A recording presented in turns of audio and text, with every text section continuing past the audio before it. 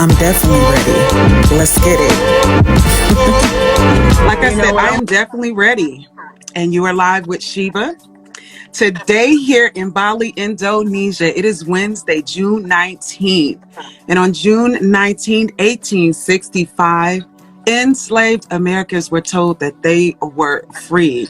They were no longer slaves. Like, wow, I'm just sitting there and just taking that in and like, man, we have came so far. Um, that's a lot to process. We're in 2024. But in celebration of this day, I would like to give a shout out to my friends over in Black in Bali, who put together an event today in celebration of the people. There are so many people coming into Bali from all over the globe. So happy Juneteenth. Also, we are still in support of Men's Mental Health Month. Today, from Washington, D.C., we have Dr. Phillip Elijah Graham, who will be discussing men's mental health and what women should understand and know the signs and be able to implement them to help without jeopardizing their own mental health. So this is going to be a great conversation for women and men as well, how we can come together and help heal each other and know the signs to get each other help. I would like to thank Dr. Phillip Graham for joining us today, like I said, on this insightful conversation. Before we get started, I always like to bring forth the intention. I know, women always, we're stepping in the man's lane and, but this intention is not to overstep our boundaries. It is not about us women right now, but it is how we can be more of a support to men around us who we love. Learn how to support properly and in a place of unconditional love. Security in a space that is safe for men to open up and be authentic and honest about their emotions. Teacher, healer, visionary, dreamer, a man who has created his own lane, who carries many hats. I've watched him grow and make something out of nothing. An author of the new book, All Paths Lead to Purpose. You guys in the chat, welcome Dr. Phillip Elijah Graham. Thank you for joining us, Dr. Phillip. Thank you for having me, Sheeba. It's really a pleasure. So thank you for reaching out and thinking of me. I couldn't think of anything better to do than to have this conversation with you in regards to what we can really do to heal each other, right? Right. And how we can help each other in this month. So I'm really excited to be here. Yes. Well, man, it's been years since we were kids. And I just remember, I always get emotional when I talk about my family when they doing big things. So it has been years since I can remember us as kids and you running around the house saying, I'm going to be a doctor. I'm going to be a doctor. And we always had a closeness. I think we're around the same age for a couple of months. I'm a little bit older, but a little. But I just remember you saying, I'm going to be a doctor. I'm going to be a doctor. And for years you said that. And like I said, you made something out of nothing. I recall a time when you had to be about 14, 15, when you had your first job, I want to say. And your job, whatever you needed, if you didn't have the shoes you wanted, if you didn't have the money you needed, if you didn't, you made that happen. You worked your butt off. You went to school. Even through everything that you were facing, like you stayed consistent. And I was just like, I was so amazed by you. Like I said, with everything that you had going on, you still showed up. And to see you become a doctor, but to see you, you were the first one that I seen step outside of the family and start traveling when you went to Africa. You were the first one to go to college and become a doctor. And I just want to say, I'm so inspired. And if nobody ever told you, Phillip, I am so proud of you. From our family to you, I'm so proud of your work. I'm so proud of what you're doing. And I'm not going to get emotional because I feel like a big sister, But I am proud of you. I'm proud of everything that you accomplished and everything that you're going to do. But I want you to give the people a little bit about yourself. All right, well, thank you for that very warm introduction. And just as you affirmed me before I introduce myself, I want to affirm you as well because I wasn't the first. You were the first to Mm, actually step out there and do mm, things that were beyond our imagination. Like God has endowed our family, particularly with immeasurable talent. right. And you took to writing and performing. Like you are one of the most talented people I know. I used to tell everybody I know that is my cousin, Mm, right? Like if anybody knows your history and your background and the things that you've overcome to get to where you are today, and I'm not in the business of telling your right. business, but Right. I do know that the strength that it takes, that whatever you've experienced didn't break you, but it's only Right. made you stronger. And I've always looked up to you, honestly. I'm like, oh Mm, my God, like my cousin is out there um, making steps and waves. Like I remember Uncle Bobby one time, telling a story about the day he met an angel, right? Because, mm, he had this vision that was so clear. right. And, he had a child that had the gift to do it. So I want to thank you Mm, for allowing me to dream because we really seen that, like, wow, we can touch it, right? Like, right. even if we didn't get it all figured out, like you showed us that there's a path outside of what we've seen. And so that has been some of my inspiration along the way. Yes, I am Dr. Graham. I went to Howard University, got my degree in counseling and clinical psychology, and I've been Mm, working in private practice for the last couple of years up until recently, where I'm now a school psychologist, and I'm working with youth who have been incarcerated. So I do therapeutic services to try to help encourage these young men to take a different direction, learn how to think, believe in themselves, to make good choices. We also come from a family of troubled young men and people who continue right. to make misstep after misstep after Mm, misstep and right. find that our lives have been wasted to the system. And I think that is very poignant that you point out that today for you, tomorrow for me is Juneteenth, right? Right. And Right. understanding the psychological shackles that has had us on us as a people, and understanding Mm, that ain't nothing in this life is given freely. right. We have to earn Right. everything we got. You know what I mean? And Mm, so, like, if they could, they would still have us right. enslaved. And the problem is that a lot of us often are enslaved up here. And my goal and my dream and my wish for us as a people is that we free ourselves from psychological bondage, whether that's family, friends, relationships, Right. jobs, Right. any of that. Mm, My job is to help liberate you to be the best you can be. right. Oh, man. Those words are just so powerful. And I take them in, and process them. I just want to start off. Let's get started. I just want to start off by talking about the time that we are in right now. With the transformation that is going on in the world today, how does that make you feel with doctor in front of your name, knowing that as a people, you are going to be needed more than ever right now? That's a dope question, right? And I don't know, Grandpa comes to Mhm. mind when you say that. So Grandpa used to always say that, if you're pushing someone forward, you can't be too far behind, Right, right?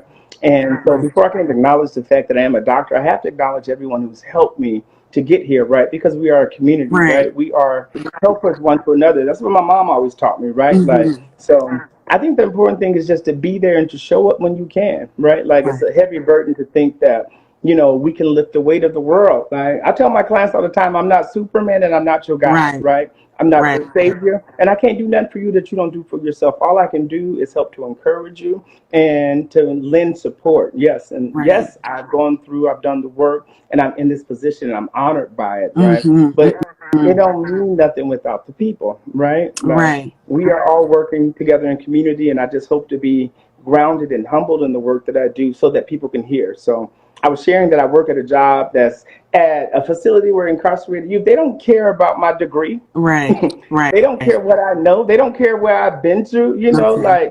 and they can't even hear some of the things that I say because I wasn't speaking their language. I was speaking from a language of clinical psychology, like, Yes. oh, Yes. we need emotional regulation and do mental health and breathe. And it was like, what the F are you saying? I'm like, chill Right. out, bro. Like, relax. Like, cool, and really like to learn to step down, humble myself Mm-hmm. so that I can be a servant of the people. And I'm in that process now. So I'm continuing to learn. Like, I'm in a day Right. to day learning process of who I am and what I can contribute to the greater good for everyone.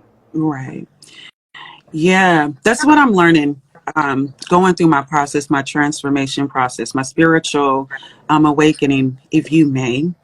Um, I was trying to figure out, while going on the journey, where I fit in, and I was coming across these different spiritual modalities, religions, spiritual practices.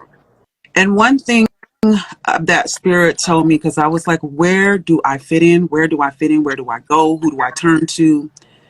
I heard spirits say, keep that shit gangster. And I was like, what? Keep it gangster. Mm, Because the people that you are going to attract are going to be just like you. And if mm, you're over there and you're in the African community, or you're over here, and no shade to anybody, this is just speaking in general. If you're over here and you're in the yoga community, your people who are going through this spiritual awakening will not recognize who you are. So when you were saying what you just said about, having to come down to the level, just to understand, so that, kind of like going back to the hood, where we grew up. You got to kind of mm. come down to their level to understand what it is that they're really processing, these young men. And I just wanted to say that. I want to get back on topic, but I just wanted to say, be authentic, stay to yourself. You don't have to be anything outside of yourself. Continue, because God wants you just the way you are, but in And the healed version of yourself. it does. And I just want to correct you real quick. I didn't grow up in the hood. That might have been you. I grew up Oh, hood okay. adjacent. I grew up near the hood. It Literally. was close enough to touch, but Around the corner. around the corner, right? Like, I mean, it was in walking distance, but Right. we were there. And it goes to show you too, like we are so close to and yet so far away at the Right. same time. And so Right. it's so funny that even in the job that I work, I see my cousins in there. Mm. I see my brother in Right. there. I see like a lot of the people that we grew up in church, like in these young men. And I'm like, oh my God, there's just things that I didn't know what to see, right? Right. So when we talk about being authentic and being connected with people that God is going to put you in the same Mm-hmm. room with, right? Like we Mm-hmm. are of the same Right. people. Like that's why I'm looking. I'm like, oh my God, I get to heal BJ. Oh my God, I Right. get to heal Joey. Oh my God, I get to heal so and so Mm-hmm. because I didn't have the language then. Right. I didn't have the education. We didn't have people in our community to be able to speak certain affirmations. All we knew was one way. Right. And that one way was beaten to our head and to the point that a lot of us may have rejected it because that's all we were taught. And so kind of this exploration when you're talking about, spirit guiding you and Mm-hmm. exploring and open up your mind to spiritual modalities is an Right. elevation Right. within itself because it is such a Mm-hmm. stark change from who we are and what we grew up thinking and believing. Right. So, I want to get back on the topic. Okay. I want to get back on the topic because we are talking about, women understanding the signs of a man who is going through maybe depression, of a Hmm. man that is, having anxiety. What are the signs that women should look for? Because I know in my life, I've dated several, I've had several different relationships. And I realized in these relationships, after I went through my whole process, that a lot of these men that I was, interacting with, or even new, not even dating, they were coming to me. And because I was just so, thinking that I was supposed to be in this relationship with them, in all reality, I've learned now that they were coming to me not for me to be in a relationship with them, but for me to help guide them to heal. And I didn't understand that at the moment. So I wonder, what are the signs for women who do get in these relationships, or do have these brothers or uncles or dads that are going through these ailments? What are the signs that they should look for? Um, it's a great question again is a complicated one, right? Hmm. And so I don't want to throw a bunch of like jargon at you, Right. but in something that you said too, like if we're talking about relationships, we have to define what that is, right? Like Right. you tell a story about meeting a man and understanding that like it may be your role to help heal them, right? Hmm. Right? Because women are natural healers, especially the Right. black woman, which you see Right. plays behind it. You know, Say that like one she's connected more to. again. Come on, you know, you gotta surround yourself with black women to do well, right? Uh-huh. The problem is this: is that one, I said earlier that I don't have an S on my chest because I'm not Right. Superman, Hmm. and I am not God with the big G. I'm not a savior, and neither are we. Like our job isn't to save anybody, right? Hmm. Like depending on your religious views, there is a savior or multiple saviors, right? Right. And that ain't true, right? Our job is to come healed and to provide a healing space and for clarity and conversation. But if we're looking for signs, you want to look for signs that um, will show drastic change, right? So like depression doesn't look like one thing. It's walking depression. You know, you can have Right. long term, you can have postpartum. It's so many different types of depression, right? But one of the things we want to look for is change in behavior, right? Like Right. when they don't like doing the things that they typically like to do, right? Hmm. Like if they like to go bowling every day, and then all of a sudden they just stop bowling, right? And you're Right. like, okay. So they could get bored of the game, right? So we don't want to just start diagnosing people. Oh my God, he stopped bowling, right? Right. Right. We Right. want to pick up and notice the change, right? Like the changes in your health, like even in some of the sexual behaviors too, like Mhm. depression. Like people are not necessarily feeling like horny, you know. Right. So if y'all had a healthy sex drive and that Mhm. stopped, right, the eating habits change, right? Right. Mood Right. swings. So all of these things can be signs and symptoms of depression, Right. right? Not one thing in particular. It can be a number of things that are compounded on each other. And it manifests differently, especially in black men, right? We're told not to talk about our feelings. Right. We're told not to talk and share with anybody what's going on with us. So it becomes very difficult to identify these signs because oftentimes it is displayed either in aggression or Okay. withholding or with sexual Right. aggression, right? So I know I used sex earlier as an example, but Hmm. like a lot of people think they can heal themselves through fucking. Like Right. there's a healing in that, Right. but that is not the key to healing, right? Hmm. So we have to Hmm. understand like what is happening with their behavioral patterns, right? Right. Like this feels different, right? We talk about intuition, like why does this feel different? Right. Right? Like Right. because your Right. energy becomes disturbed. Like, did I do something wrong? Why is he not speaking? Like, why is he spending long periods of time isolated or so on and so forth, Right. right? Like, Right. look for the patterns of behavior that have been changed over time and also drastic changes too, right? Right. So a lot of times depression ain't gonna just hit you and you're just sad and then one day and you're crying all the time. Like it manifests different in different people. So Hmm. I want to say look for drastic changes in behavior. A lot of times it's the removal of things that they enjoy doing. Right. And when it comes to the relationship, it's feeling that energy, Hmm. right? Like a lot of times we talk about energy work, Right. but Right. Right. energy is transferable. Mm. And if you as a non-Christian, you know, you're talking to somebody and the energy is just shifting and you can't place it, that might be a sign to have a conversation, Right. right? Because what we don't want to do is speculate. Right. We don't want to guess as to what's going on with them. We want to have a yo, what's going on? What's Hmm. good, right? Hmm. And not nagging, and because not everybody's in the space to talk about it, and some people don't know how to talk about it, and they Right. don't know how to identify it. They just know that I don't feel like I used to feel. I don't want to Right. get up and go to work. I don't want to Right. talk to nobody. I don't want to be around my family, my friends, my kids. I need space to myself, but I can't say that because I got to be the man, right? Right. Right. I And need that's the a soft thing. place to go ahead. Right. And that's the thing. You said a couple of things that I want to tap in with. You were talking about sexual energy. Um, and I was looking at something where it said that some men use sex, not all men use sex, to transfer for that emotion that they have. You know, and when you say that energy is transferable, it made me really sit back and say, do I want to do the person that I want to be sexual with and exchange that type of energy?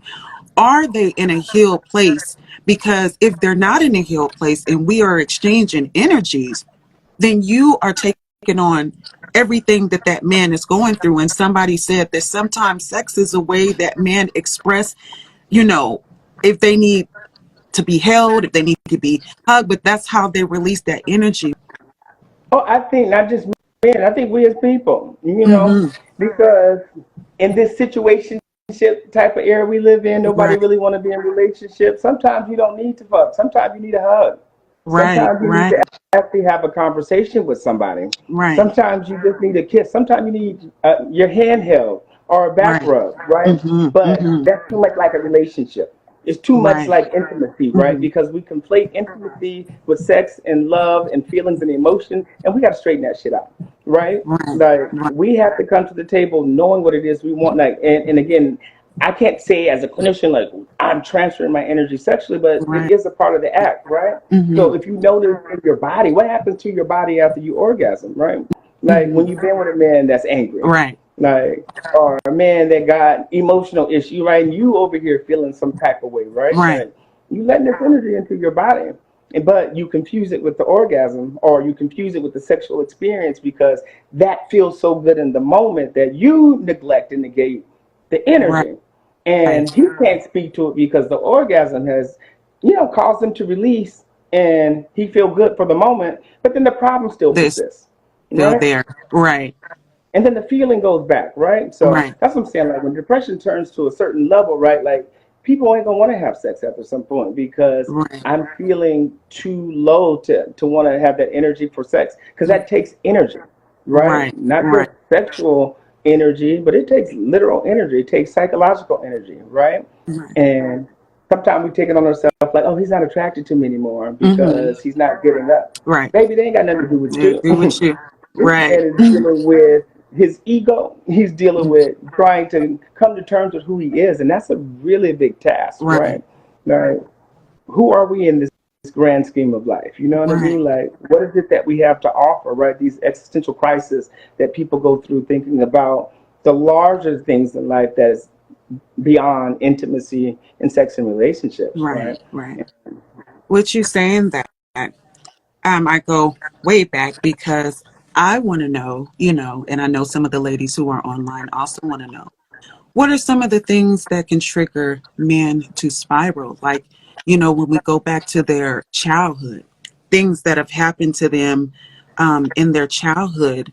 How do we, again, like you said, there are several ways that we can deal with it. There's not one thing that you can put on there, but I want you to talk a little bit about, the childhood trauma that a man experiences. And like you said, sometimes he doesn't know how to express himself because one thing about, I know in having a son, again, you always want your son to be tough. If he falls, then, you're like, get up and be a man. If he's getting bullied at school, you better be whooping ass. Get up and be a man and stop whining about it.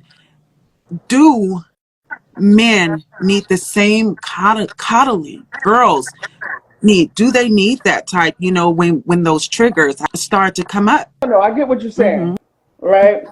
And so I don't have kids, but I think about it like this: like every individual needs something different, Right. and it is a not. It's not a one for one. It's not like one size fits all. But Okay. some of the things that we have to challenge are some of the tropes that we grew up believing that men don't cry, men Mm-hmm. shouldn't express emotions, men need to always be strong, men need to be the providers. Like, this is that might be a little controversial, right? But Right. not every man can provide in the same. They can't all provide in the same way, right? Right. Right. Because when you set unrealistic expectations, then those are Mm. the burdens that become difficult, right? Right. To overcome that challenge, right? Mm-hmm. We have a cousin. I'm not gonna put them on blast, but this particular cousin never really got whoopings, right? Mm-hmm. Because whenever you talk to them, they would start crying, and so our parents never whooped them, Right. and we got spankings all the time. But That just the toe up. verbal attack, huh? That's that got toe up. The rest of us got toe up, right? But what I'm appreciative of in this moment is that their parents and our parents recognize like beating this child will go too far because they're very sensitive Right. and they're Right. hypersensitive. And had they got the same amount of spankings as someone like my brother, Right. then the outcome for that person would have been different, right? Mm-hmm. Like you really need to gauge it. And I think that fundamentally we have to go back into understanding what this masculine and feminine energy is and the balance, Mm-hmm. right? Right. We push men so far away from feminine energy because we are scared they're going to be gay, Right. that we don't Right. allow them to have that natural feminine energy that we all are born with. Like Mm-hmm. some women have masculine energy, right? Right. But really, life is Mm-hmm. about a balance, right? Right. So if we can encourage our children to find balance, that is the best thing, right? Now you should cry, Right. right? But Mm-hmm. you don't need to cry because you dropped a penny. Mm-hmm. Like, all right, Mm-hmm. you Right. done dropped Right. a Right. penny, Right. right? Because there's time and place. Because you don't want to create. Because we also in a very hypersensitive generation too, where everybody should be rewarded and nobody should receive criticism, and that doesn't allow you to grow Right. either, right? Mm-hmm. Understanding the Right. context, right? Like there's a time and a place to cry, and that's different for everybody, right? Right. Like, there's a Mm-hmm. time to dance. There's also a time to sit your butt down, right? Like Right. you shouldn't be dancing when you're in Right. class, right? Right. Right. But that's Right. not Right. to say you shouldn't dance, right? You shouldn't be, you know, understanding place, time, context, and what the needs of that individual is. Tap into them, right? And a lot of this comes down to genuinely trying to understand who this person is that you're raising, right? Okay. Just Mm-hmm. because they're a boy doesn't mean that they want to play sports. Now, Right. they could like Mm-hmm. it, but Right. that does not make you a man, nor does that make you a straight man, nor Right. does that make you healed, right? Right. Like, Right. what is your Yeah. status? What And go when ahead. we're talking about that, me having one son, and I think, growing up in the house with, majority of boys, on my dad's side, I think God put me there for a reason, for this moment right here. Growing up in a house with boys, that they have emotions too. Like, so I got the balance, the feminine and male balance. So I have a understanding of the triggers. And some women don't have that understanding. And so my next question is, because I think people think of therapy as a last resort. First, what can be said, to get men to that place where, they want to do therapy first and not the last resort when everything is falling apart? Let me tell you, you got some great Mm, questions. And there's a few things that is going on, right, in my opinion. We are right, now in a generation where it's okay and acceptable to talk about therapy. Like, right. you and I are of an age, and I ain't going to tell our age, that, Mm-hmm, therapy wasn't for us. It was for a certain type of right, people, right, right? Like, I ain't going to see no therapist. We take everything to God. But you can't ask God questions, right, and right, God will talk to you, but He ain't gonna talk to you in a way that you always hear it verbally, right? So like He'll give you the right. answer. So we have been taught to suppress asking questions, having conversations, right? Mm-hmm, I love my grandpa. I right, love Sam Graham. That man was dope, right, but right, right. he wasn't a big talker, right? Mm-hmm, He'll get up and mm-hmm, preach, and he can hold a conversation. But like when I was on the phone when I'm in school, it'd be like, hey, let me get some money, bye. Like right. we weren't having conversations, right? It wasn't like check-ins. How are you doing? What's going Mm-hmm, on? Like, what do you mm-hmm, need? Like, what are you, where you been? How come I haven't heard from you? Like, right. how is this experience for you? Because things Mm-hmm, outside of their grasp, and this is what's happening too, as our children are being born and they're growing, they're exposed to stuff that we weren't. Like, we have social media now. We didn't have that shit when we was right. We growing didn't up. have it So growing up. Right, we weren't kids growing up with social media, so we're adults understanding it and looking at kids, but these right. kids are learning something about life in a different way that we didn't, and it becomes very complicated over time, right? Mm-hmm, So we have to start with the base, right? One, we are moving in the right direction because right, we're talking about it. And right. so Exactly. then we have to talk about the financial piece. So therapy is expensive, right? Mm-hmm, And if we talk about our mm-hmm, population, like I'm priced out of most of the people that I want to see because they don't have the insurance or they don't have the means to see someone like me. But I also got right, to eat, right. right? And so Exactly. if we're Mm-hmm, talking about therapy as a first resort, like therapy does start at home. What happened to dinner conversations, right? right, Like at right. least once a week. Like that's where it starts. Like learning how to have conversations with your children so they can grow up and learn how to talk and express their needs, Mm-hmm, right? It's not something that just comes naturally. Like you come in front of somebody that you don't know and you just open up. Oh, my deep-seated trauma is seated in it. No, right, they don't right. have language. Nobody's ever really talked to me.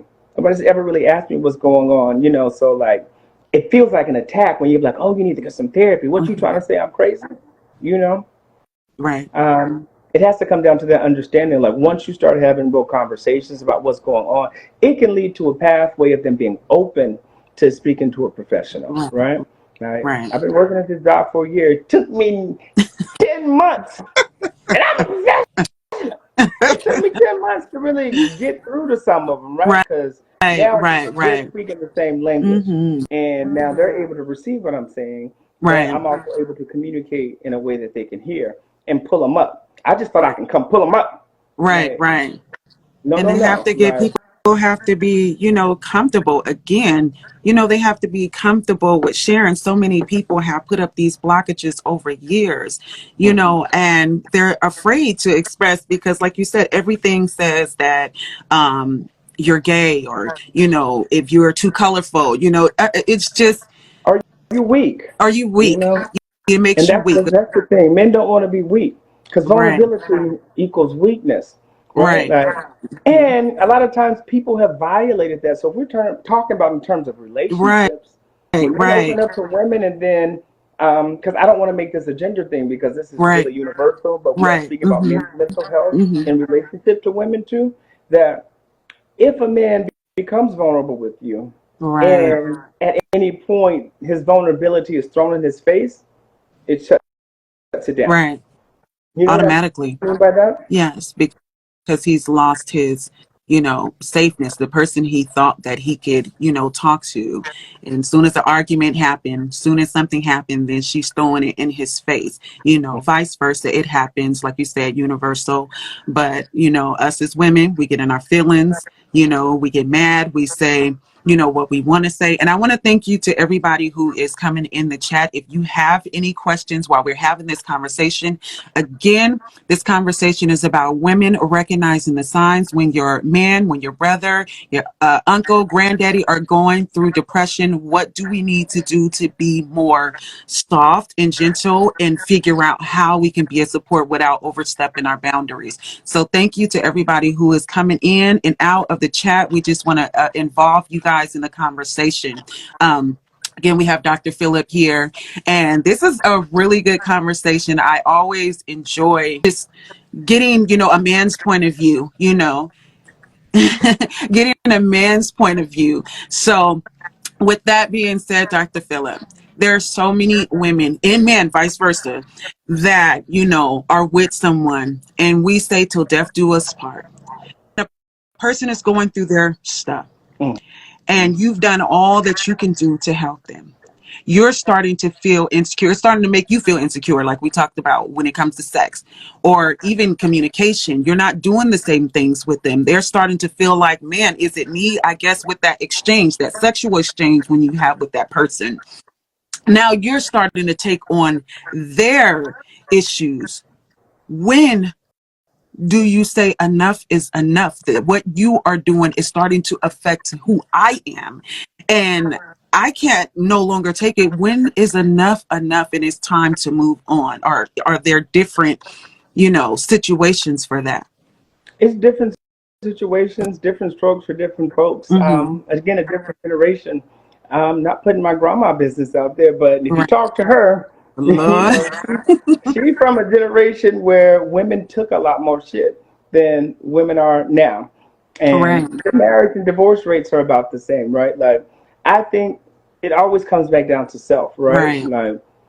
Like, if he never fills up the gas tank and that's too much for you Mm. and you decide to leave him, I would do some work on self, Right. right? Like, because that's the Right. conversation, right? Right. But if he is draining you mentally, physically, spiritually, Financial. like, and not contributing financially Mm-hmm. and not contributing, then that might be a different conversation. Then we can get into the volatile aspects too about it, Right. whether Right. he's gaslighting, narcissism, Mm-hmm. manipulation, all Mm-hmm. of these things too, right? Right. Like, the problem is that we're often encouraged to be in relationships for the sake of being in relationships that Right. our sense of self has been, predicated on that, right? Like, I Mm-hmm. got a man, he's sleeping with everybody in town, but you got one, you married, but Right. like, Right. he knocking your teeth out every other night too. And that's no shade to domestic violence, Right. but what I'm saying is like there are extremities to this, right? Mm-hmm. And so if you're willing to put up with stuff just because you want to say you got Right. somebody, then that's your cross to bear, and that's some self work that needs to be done, right? Right. Because really, people gonna do what you allow them to do. Right. Right? If I You am in a relationship with a millionaire right now, and they say you can spend $10,000 a day, you better believe um I'm spend swiping that card. $10,000. Okay. And then they be like, Okay. "Oh, you're spending Mhm. all my money." This is Right. what you allow me to do. Yes.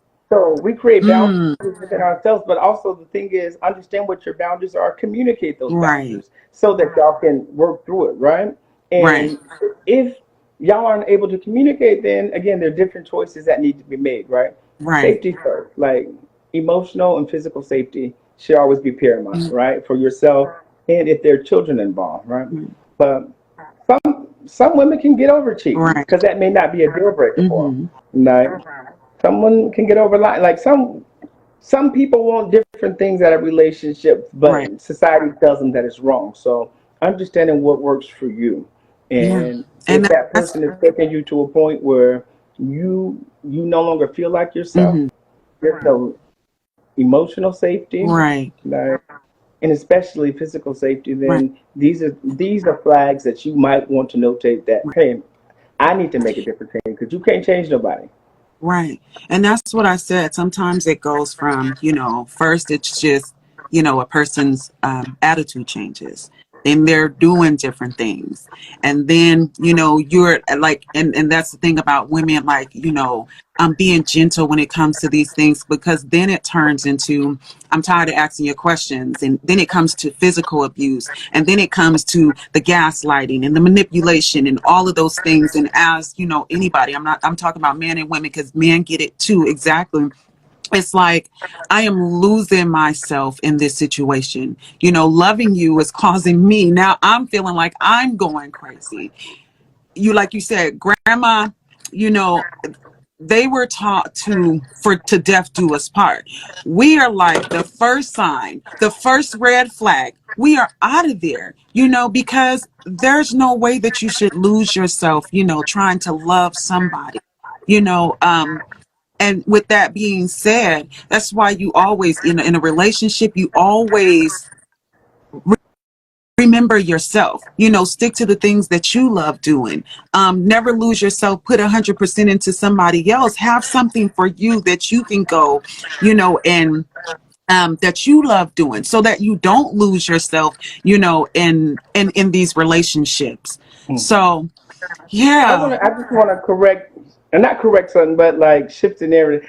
I want to lose myself in Mm, someone, but I want them to be so lost in me that we help each other find each other, right? right, Like there's ways to do it. Like again, it's about blending energy, right? right, If right. I'm in love with you and I love you, like I want to pull out the best of you because the Okay. best of you is coming back to me. And if Me, you pull out right. the best of me, right, like call me on my shit. You know what I mean? I'm gonna Right. do the same, right? Like our job is to, in relationship, is to pull each other up, to hold each other down, right? Like to be each other, to meet each other in the middle. Mm-hmm. And a lot of time it comes down to a power dynamic, right? So again, I can't be vulnerable with you if I'm in competition, Right, right? right, I right. can't be vulnerable with you if there's no safety, right? Mm-hmm. Like I can't be vulnerable with you if like we're not on the same page, right? Like when you say you want to have kids, like I want 15, and you meant a dog, right? Because Right. people are calling pets children too. Right. No shade to the pet parents, Right. Don't but don't we start have to next get week. to we gotta get to an understanding of what we mean. So we can talk about communication, Right. but communication means nothing without understanding. And I tell people all Mm. the time that I can say, "Hola, cómo está? Mi nombre es Felipe," right? And if you Right, don't speak right. Spanish, I communicated that, "Hi, how are you doing? My name is Philip," Mm-hmm. but No you heard me talk, comprehension. but you Right, didn't understand what I right, meant. But we right, communicating, and this is what often happens in relationship. We're talking at each other, and right. we're not understanding what we're saying. So to get to that balance, to get to Mm-hmm. the center. And then getting to that balance. Now, we're in a place now that, like I said, that things are happening and the world is shifting and people are starting to realize a lot of people are not in relationships right now. They're being put in their corner and they're doing their self-reflection, self-love, getting back to their self. Because I always say, going through my process, I always say, now you're attracting. When you're doing the healing work on yourself, now you're attracting what it is that you are looking for, instead of just going off of the looks, how a Mm. person looks, or how, what I'm saying, they sex you, or whatever the case may be. Now you're starting to attract the healed version of yourself. Because remember when I told you in the beginning, you know, I kept attracting these men who have been through so many things. And it's just like, man, I keep getting the same results. But now that I'm working on myself, now I'm attracting the energy, of the healed version of myself. And what does that look like for you? Well, every relationship is a mirror, right? Mm-hmm. Mm-hmm. Listen, some days you're gonna wake up, look in that mirror, you're like, damn, I am gorgeous.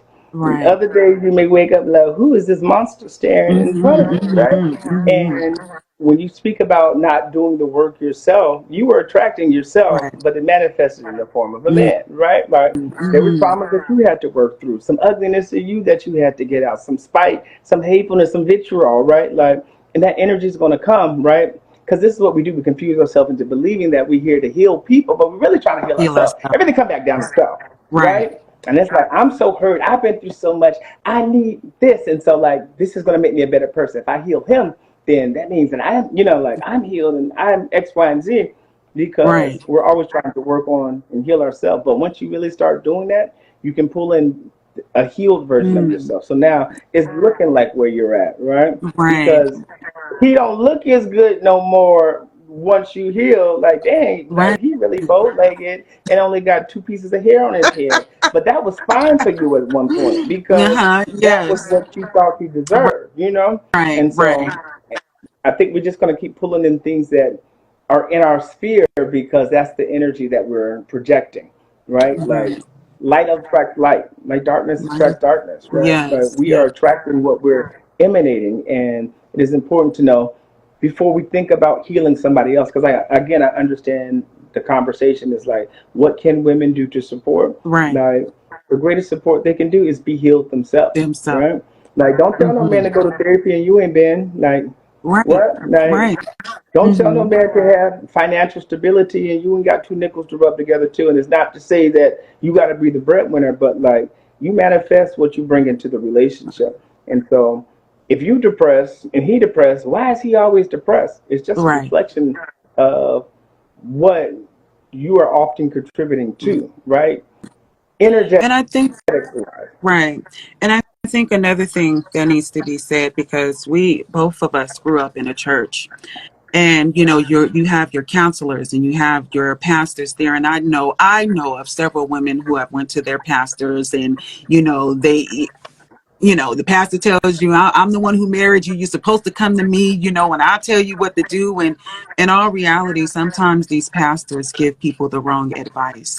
I've watched women who were, abused, and go to their pastors and say, hey, my husband is doing this, or my husband is cheating on me, or my husband, he's suffering. I need the help. And the pastor will be just like, be a good wife, be a good mother. You stay prayed up. You stay. And it's like, but I'm over here getting my butt. What do you think about choosing the right, knowing to choose the right therapist, to choose the right surrounding our community when it comes to, because you can have friends too. Your friends also, you can be going to them and they'll be giving you the wrong advice, so how do you go about, setting that? I guess it's all starts from a communication, but setting that, who do we allow to pour into our marriage, our relationship? Ooh, you know what? When you were saying that, I thought about the scene in The Color Purple when Oprah is like, "All my life I had to fight." Oh, you told Harpo to beat me, right? Uh-huh. And the reason why Miss Seeley told Harpo to beat her Mm-hmm. was why? Because she was getting beat, and that's all she knew of Right, men, right? Like, right, and so when you right, go to people who have such a limited perspective, mm-hmm. that's the only perspective they have to get, Right, right? Like, right, so we're talking about leaderships. We're talking shit, even therapists, right? Like, I say court your therapist like a relationship. There's different styles and modalities and theoretical orientations that may work better for you, mm-hmm. but just because you find somebody to get on the phone with, don't mean that they're going to be a good match, right? You don't Right. want a yes man or a yes woman. What you want Mm-hmm. is somebody that is going to be able to speak your Right. language, right? I'm gonna talk cash shit to my clients. I'm like, All that don't make sense to that. me. Right. Like, help me understand. You know what I mean? And because of the nature of the relationships that I have with my clients, it helps them understand the language. But like, it's all rooted in theoretical orientation. You need people who have a vast worldview, who've experienced some things, right? Mm-hmm. Mm-hmm. Because um, and the solution to everything isn't always leaving either, because you're just gonna be jumping at a relationship to A relationship. relationship. Right. Here, make up the bed. Like, he must be a Mm-hmm. narcissist. Like, That's we what are they say. Like overusing. at any point in time, when you've been through so many relationships and like you said, jumped out of one to the next, you start like, if you do one thing, I'm gone. People don't even get a chance to make a mistake nowadays. Like I made a mistake, or I'm sorry that I said that, because soon as they say it, that's that trauma response is like, no, I'm not giving you no opportunity because of what this person did or what that person did. And so, like you said, it really takes us really getting to ourselves and doing that healing work and realizing, kind of writing down what it is that you want and being, that person that you want, being that person, being that reflection of what you want. So that is what you attract. So, oh my God. This conversation, I mean, is um, beautiful. And we have Sony B Visuals in the chat talking about PTSD, and we talked a little bit about that. Thank you for joining us. I am so happy to have Dr.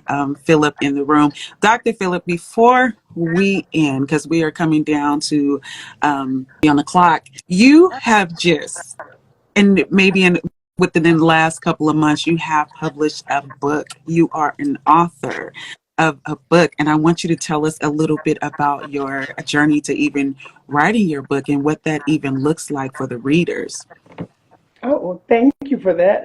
Yes, I just published my first book. It's called All Paths Lead to Purpose. And Mm-hmm. what happened was, one day I was asked to do kind of like some motivational speaking for a college tour. Right, And it started off as a life readiness plan, right? Like, and I'm just talking to them because, as you were sharing, um, I did have a vision of going to college when I was younger.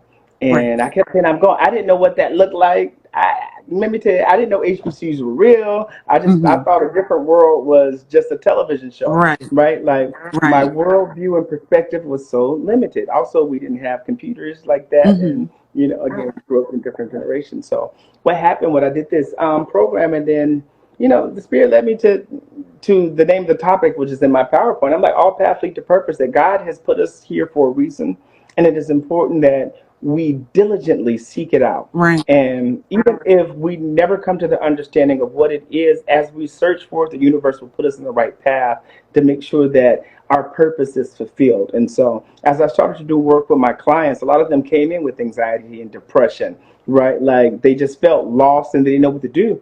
One of the right, questions I always ask them is like, do you know what your purpose is? Right? And they'd be like, well, I really don't know.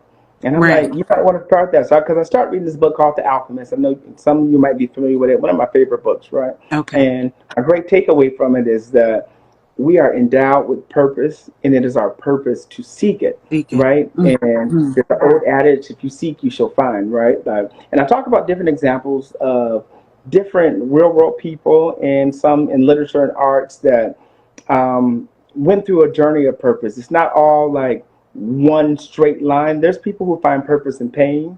There's Mm. people who find purpose in fashion, Right. in music, in art. Like, they found it in their children. Mm-hmm. So whatever your particular purpose may be, I'm giving examples of what that might look like, Right, and right. asking some questions of you in terms of like, are you being mindful? Like, are you thinking about it? Are you putting your time and your energy into it so that you can manifest what it is that you were placed on this earth to do? Dude. And I hope that you read it just to give you some insight into looking into it so that you can understand all paths lead to purpose. No matter what you do, All you're going to get there. paths lead to purpose, no matter what it is that you are trying to accomplish, you know. And when you say that, some people don't. no, for years. You try different things, you try different outlets, and realize this is not working or this doesn't feel good. Sometimes there's something that people start and think, okay, this is going to be the thing that takes off for me. And then it hits a block. And then so you're trying something new. People need to understand that it's okay to fail, at something as long as you continue to keep going, because eventually on your path, again, you're going to find what it is that resonates with your spirit, and that is going to be your door to walk through. So that title of that book is so like inspirational, and it's vibrant. It has a sense of vibrancy to it, frequency to it, because all paths, no matter who you are, like you can be the less fortunate on the streets, that may be your path to spark something into somebody else to say, hey, I don't want to go down that way. I'm going to keep going forward. Just all of these things that we get examples of. So I am just so happy. I need this book. I got to get it downloaded. Get it. Downloaded here Go to in KP Bali. Publishing. Where can people find your book at? Oh, kppublishing.com. And Okay. I just want to leave one last example too, is that, purpose is like going to the gym, like in your exploration of it. Like you can go in the gym, if you don't work out, ain't nothing gonna change.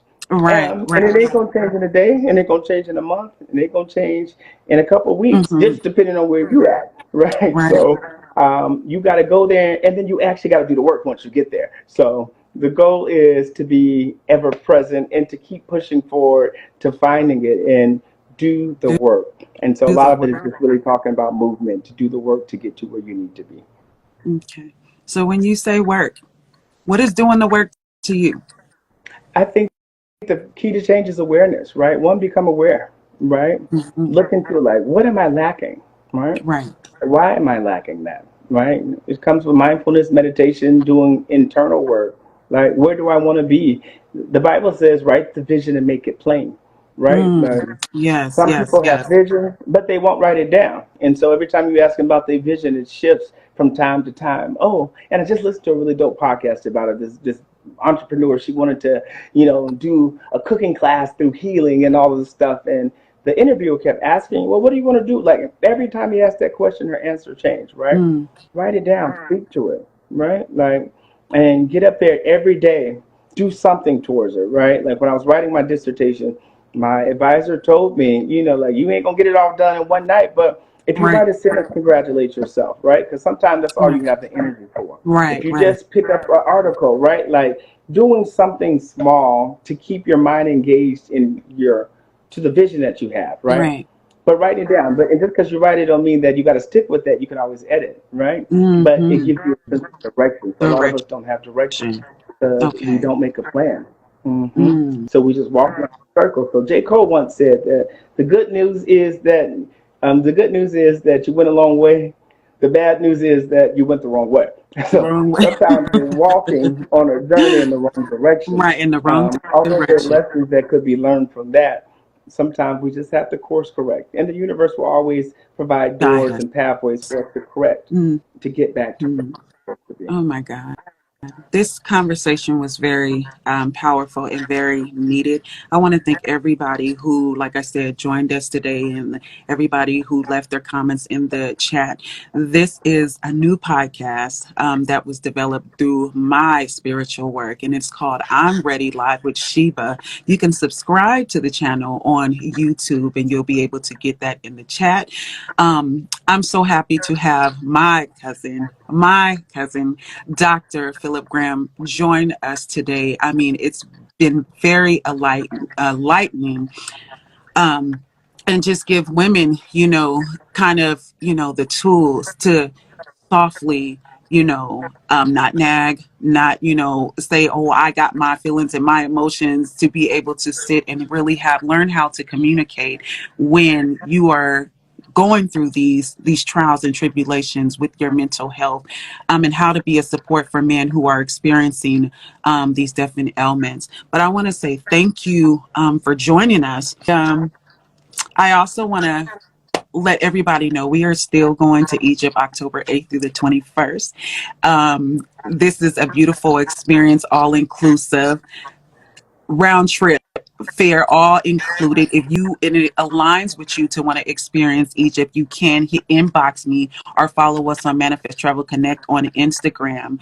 And like I said, today is Juneteenth here, so we'll be celebrating Juneteenth in Bali, and you guys will be celebrating Juneteenth tomorrow. Go out, celebrate, and have a good time with your family. I do these podcasts surrounding from trauma to triumph. So each conversation we have is going to be with somebody who has experienced a traumatic situation, who is now on the path, on the healing journey to becoming their divine self, or like Dr. Phillip said, their purpose, finding their purpose. So they'll be able to tell you, you know, a little bit about their purpose and how they overcame certain situations. So I'm just happy to have been able to gift that to you, be the vessel to bring that to you. And I want to say this week, Thursday, we have some guys coming in who are going to be talking about their journey from gangster to gods. So be tuned into that. And again, I want to say thank you, Dr. Phillip. Any last words? No, thank you. You know, continue to be led by the Spirit. I enjoyed the conversation. I miss you. I'm proud of the I work miss that you you're too. doing. So I'm continue to be inspired by you. So thank you for having me, and thank you for me. And I hope somebody was blessed through this conversation. Right. Right. Well, I thank you. And we are out. Yes, I'm definitely ready. Let's get it.